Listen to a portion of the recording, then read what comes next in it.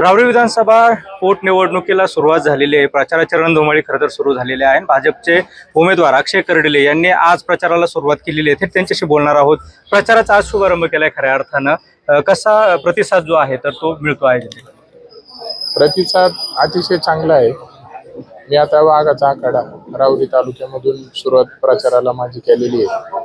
तशी प्रचार मला म्हणता येणार नाही, कारण की याच्या अगोदरही मी म्हणजे कंटिन्युअस जनतेच्या संवाद साधायचो, संपर्कात होतो, सुखदुःखामध्ये होतो. म्हणून हे नव्याने असं काहीतरी आम्ही करतोय अशी कुठलीच आम्हाला भावना वाटत नाही. आज फिरत असताना फक्त आता निवडणूक लागली आहे, आपल्या 23 तारखेला मतदान आहे, या सगळ्या गोष्टी डोक्यामध्ये ठेवून आता आम्ही फिरत असताना प्रतिसाद अतिशय चांगल्या पद्धतीचा आहे. प्रत्येकाची भावना आहे. ही निवडणूक आता प्रत्येक व्यक्ती बोलत असताना म्हणतो की आम्हाला ही निवडणूक कुठल्या प्रकारे वाटत नाही, तसंच मला ही निवडणूक वाटत नाही. ही एक भावना आहे. गेल्या 35 वर्ष झाले साहेबांनी राहुरी, नेवासा, नगर, पाथर्डी या मतदारसंघामध्ये रात्रंदिवस काम केले आणि आज प्रत्येक व्यक्ती हा साहेबांसाठी आम्हाला काहीतरी करायचंय या भावनेनेच खरं म्हणजे या निवडणुकीला सामोरे जातो. कुठले कुठले मुद्दे असणार आहेत प्रचारामध्ये?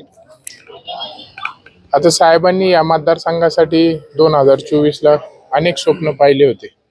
आता ते स्वप्न पूर्ण करायची जबाबदारी आता माझ्यावरती आली. जनताही मला आशीर्वाद देते आणि जनतेने माझ्यावरती विश्वास ठेवलाय. नक्कीच येणाऱ्या काळामध्ये प्रश्न प्रत्येक भागवाईज वेगळे आहेत.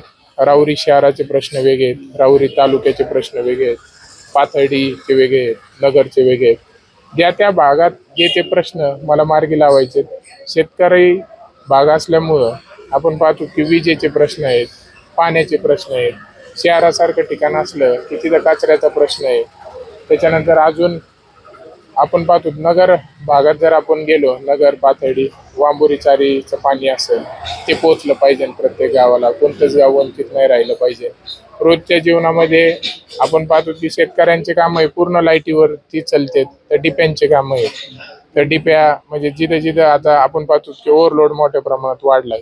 त्यामुळं अजून कसं आपल्याला शेतकऱ्यांना न्याय देता येईल, हे असे अनेक ज्या त्या नगर भागात आपण पाहिलं की तो भाग थोडा शहरालगत असल्यामुळं तिथं काही कचऱ्याचा प्रश्न आहे. तर त्या कचऱ्यासाठी आपल्याला मोठा डेपो करायचा आहे. त्यानंतर आपल्या राहुरी शहरामध्ये छत्रपती शिवाजी महाराज, छत्रपती संभाजी महाराज यांचा पुतळा आपल्याला उभारणी करायची.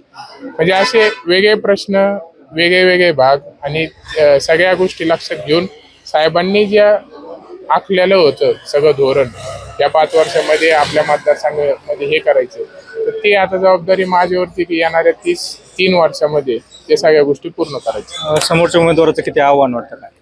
आता मी जसं म्हटलो की निवडणूकच मला वाटत नाही, ही एक भावना आहे साहेबांच्या प्रती.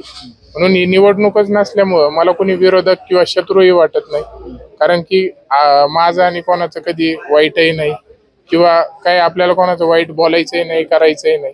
आपण एक भावनेने समोर जातोय आणि आता ही निवडणूक म्हणजे जनतेने हातामध्ये घेतलेली आहे. जनता आपली भावना व्यक्त करणार आहे 23 तारखेला. म्हणून आता या निवडणुकीत आव्हानही नाही, कोणाला आव्हान द्यायचंही नाही, कोणाचं आव्हान मी घेतही नाही. ही निवडणूक पूर्णपणे आदरणीय आमदार शिवाजीराव कर्डिले साहेबांसाठी आहे. किती विश्वास वाटतो? पूर्णपणे आता तुम्ही फिरत असताना तुम्हालाही लक्षात येते की जनतेचा साहेबांवरती विश्वास असा तयार झाला होता की फक्त एक आमदार म्हणून किंवा पुढारी म्हणून, नेता म्हणून नसून प्रत्येकाला साहेब म्हणजे आपल्या घरातला हक्काचा माणूस, ज्या माणसाला आपण कधी फोन करू शकतो, कुठेही भेटू शकतो, कधीही त्यांच्या घरी जाऊ शकतो, असं स्वतःचा घरातला माणूस म्हणून प्रत्येक जण पाहत होते. म्हणून एक विश्वास साहेबांच्या प्रती सगळ्यांचा होता आणि आता तोच विश्वास खरं म्हणजे आमच्या घरातला आमचा स्वतःचा मुलगा म्हणून आज माझ्याकडे ही जनता पाहते. तर नक्कीच येणाऱ्या काळामध्ये तो विश्वास, या सगळ्या गोष्टीची जाणीव मला आयुष्यभर राहून मी ती मनामध्ये ठेवूनच भविष्यात सर्वसामान्य जनतेसाठी काम करणार. हे होते अक्षय कर्डिले ज्यांनी आपल्या विजयाचा विश्वास जो आहे तर तो व्यक्त केला आहे. Camera person Girish Sunil Bhongale, ABP माझा, राहुरी, अहिल्यानगर. एबीपी माझा, उघडा डोळे बघा नीट.